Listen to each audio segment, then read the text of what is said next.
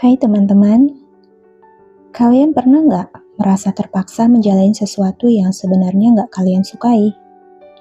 Tapi, karena keadaan, kalian terpaksa menjalaninya, meski hati kalian nggak di sana. Nah, hari ini aku mau cerita tentang seorang teman yang terpaksa menjalani sesuatu yang nggak dia minati. Tapi siapa sangka, di balik keterpaksaan itu, ternyata ada jalan menuju kesuksesan yang nggak pernah dia bayangkan sebelumnya. Dengar baik-baik ya, karena mungkin kalian bisa menemukan sedikit cermin dari diri kalian di dalam ceritanya. Namanya Arkan. Sejak kecil, Arkan selalu tertarik pada seni. Dia suka menggambar, suka menulis, dan selalu merasa hidup saat sedang berimajinasi di atas kertas. Tapi, bagi kedua orang tuanya, seni itu nggak menjanjikan masa depan. Kalau kamu mau sukses, kamu harus ambil jurusan teknik atau kedokteran. Begitu kata ayah Arkan suatu malam. Ketika Arkan memberanikan diri menyampaikan kalau dia ingin kuliah di jurusan seni. Tapi ya, aku suka menggambar.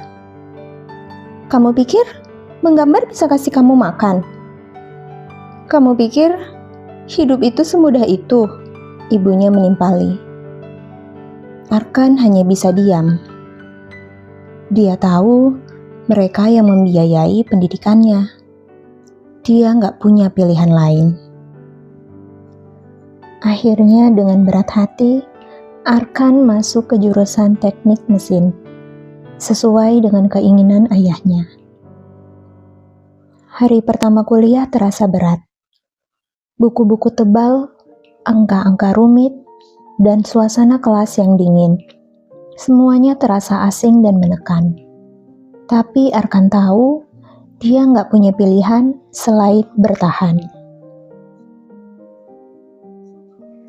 Setiap hari terasa seperti perjuangan. Arkan merasa tersesat di antara rumus-rumus dan perhitungan yang gak dia pahami sepenuhnya. Dia berusaha keras, belajar sampai larut malam, bahkan sering begadang demi bisa mengejar ketertinggalan. Suatu malam, Arkan duduk di meja belajarnya. Kepalanya tertunduk di atas tumpukan buku teknik. Tangannya memegang pensil, tapi bukannya menggambar sketsa teknik, dia malah menggambar bentuk-bentuk abstrak di pojok bukunya. Dia merasa kosong. Suatu saat, Arkan gagal dalam ujian praktek. Hasilnya jauh dari harapan. Dia pulang dengan langkah gontai. Sampai di rumah, ayahnya sudah menunggu. "Kamu mau jadi apa kalau begini terus?" Suara ayahnya terdengar dingin. Arkan hanya bisa menunduk. Air matanya hampir jatuh, tapi dia tahan. "Aku capek ya." Suara Arkan bergetar. "Tapi kamu gak boleh nyerah." Malam itu, Arkan merenung. Dia sadar kalau dia terus-terusan merasa terpaksa, dia gak akan pernah bisa bertahan. Kalau dia sudah terlanjur berada di jalur ini, maka satu-satunya pilihan adalah menjalaninya dengan sepenuh hati. Sejak saat itu, Arkan mencoba menerima keadaannya. Dia mulai mencari cara untuk menikmati proses belajarnya. Dia menggabungkan kreativitasnya dengan ilmu teknik. Ketika ada tugas proyek desain mesin, Arkan menggunakan keahliannya dalam menggambar untuk membuat desain yang detail dan estetis. Hasilnya, dosen mulai memperhatikannya. Teman-temannya juga mulai kagum dengan desainnya yang bukan hanya fungsional, tapi juga indah. Suatu hari, seorang dosen mendekatinya. Kamu punya bakat, Arkan. Kamu bisa gabungkan kemampuan seni kamu dengan teknik. Mungkin kamu bisa jadi desainer industri. Desainer industri? Arkan gak pernah memikirkannya. Tapi, ide itu membuatnya semangat. Sejak saat itu, Arkan mulai menemukan jalannya sendiri. Dia gak lagi merasa terpaksa. Dia mulai mencintai apa yang dia pelajari karena dia berhasil menemukan caranya sendiri untuk menikmati perjalanan itu. Beberapa tahun kemudian, Arkan lulus dengan predikat cum laude. Setelah lulus, dia mendapat tawaran kerja di sebuah perusahaan desain otomotif ternama. Di sana, dia menjadi desainer utama, menciptakan konsep kendaraan yang bukan hanya fungsional, tapi juga artistik. Suatu hari, saat dia sedang presentasi di hadapan para petinggi perusahaan, ayah dan ibunya diam-diam menyaksikan dari belakang. Ketika Arkan selesai, mereka bertepuk tangan dengan bangga.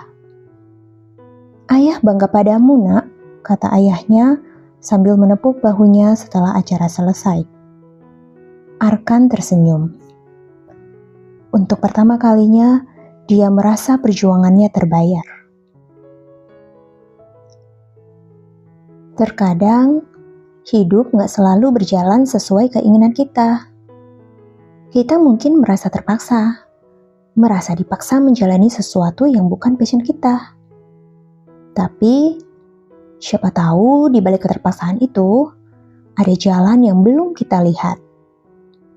Mungkin, kita hanya perlu sedikit bersabar, sedikit membuka hati, dan mencoba melihat dari sudut pandang yang berbeda.